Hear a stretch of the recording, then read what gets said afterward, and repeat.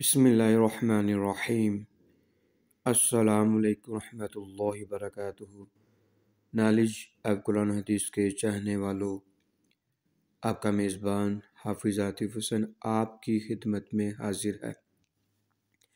नाज़रीन सामीन, आज मैं आपको इस वीडियो में पहाड़ों में पानी का जहेज़ के बारे में बताऊंगा। नाज़रीन सामीन, पहाड़ों में भी अल्लाह ताला की अजीब व गरीब कुदरत कार फरमा है। जब बारिश होती है तो पहाड़ों में पानी के ज़ख़ीर जमा हो जाते हैं और फिर थोड़ा थोड़ा करके चश्मों नहरों की शक्ल में पानी बहता है।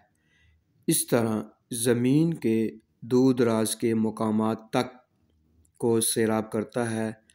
बाज़ पहाड़ों पर बर्फ़ की शक्ल में पानी महफूज हो जाता है।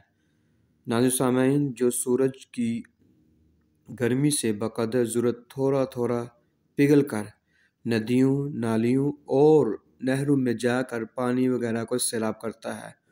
और कहीं कहीं पहाड़ों पर बड़े बड़े ओस भी होते हैं जिसमें पानी स्टॉक रहता है। नाज़रीन सामीन, ये अल्लाह ताला का कितना बड़ा निज़ाम है, ये अल्लाह ताला की ज़बरदस्त कुदरत है, ये अल्लाह ताला की शान है। नाज़रीन सामीन, कुरान मजीद फ़ुरक़ान हमीद में अल्लाह रब्बुल इज़्ज़त ने इरशाद फरमाया, ज़मीन में मानने वालों और यकीन करने वालों के लिए बहुत ही निशानियाँ हैं।